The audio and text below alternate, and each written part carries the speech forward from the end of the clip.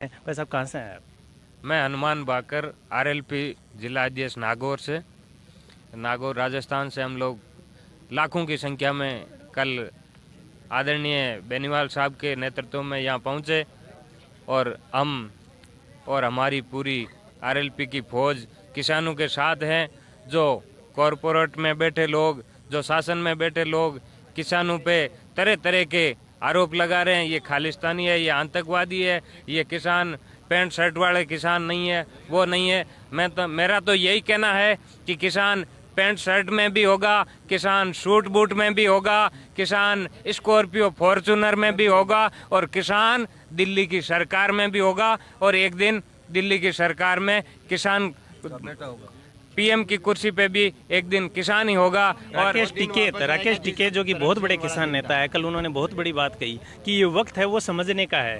हम मंदिरों में जो किसान है वो लाखों का दान देते हैं और आज कोई भी मंदिर है वो किसानों के लिए भंडारा लगाने को तैयार नहीं है। ये सोचने का वक्त है कि जो हम दान देते हैं कौन हमारे पक्ष में है, कौन हमारे विपक्ष में है, ये परखने का ये सबसे अच्छा वक्त है।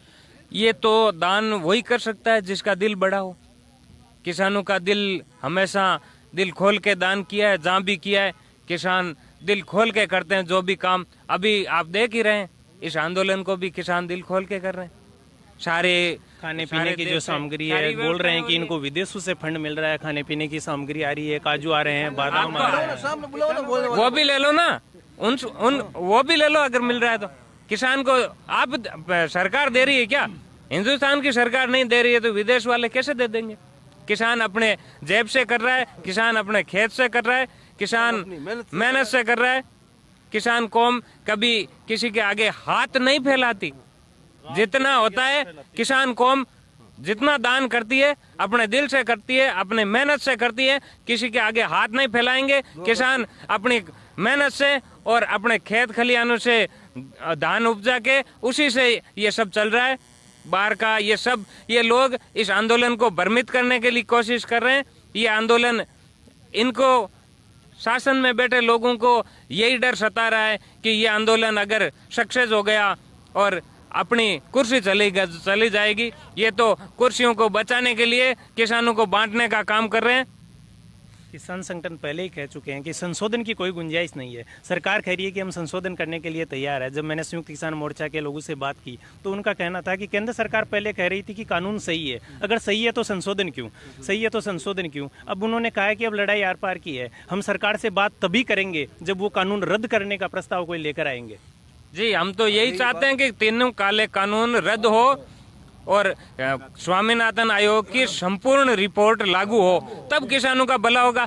मोदी जी कहते हैं मैं किसानों की आय दुगनी करने का प्रयास है, मोदी जी कहते हैं मैं किसानों का भला करना चाहता हूं। अगर वो झूठ, वो तो ये भी कह रहे थे कि 15-15 लाख खाते में आएंगे, वो तो ये भी कह रहे थे कि अच्छे दिन आएंगे। उन्होंने तो पहले जबरदस्ती 15-15 लाख सबके खाते में डाल दिए, फिर 2 करोड़ लोगों को पकड़ के जबरदस्ती नौकरी लगा दिया और अब किसानों को करोड़पति बनाने पे तुले हुए। पहले उन्होंने बोला कि सिर्फ पंजाब का किसान है वो विरोध कर रहा है, बाकी राज्यों में किसान नहीं है क्या। उसके बाद में उत्तर प्रदेश, राजस्थान, हरियाणा, महाराष्ट्र, अब पूरा भारत आंदोलन कर रहा है। तो कहीं ना कहीं केंद्र सरकार के लिए ये सरदर्द बन सकता है। बिल्कुल।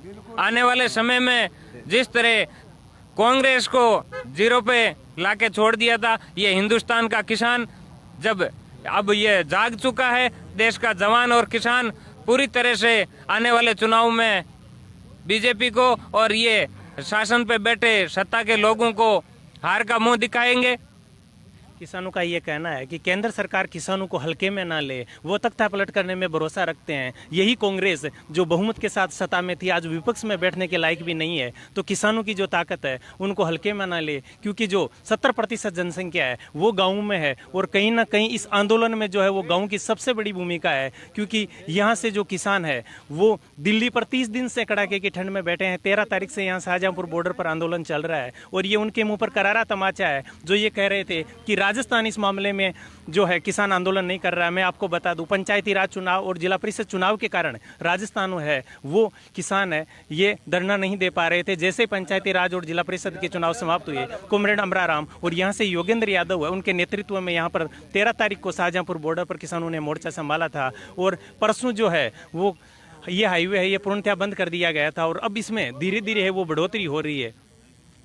ये केंद्र सरकार को किसानों का पाप बहुत महंगा पड़ेगा, ये पाप बहुत महंगा पड़ेगा। वो कान खोल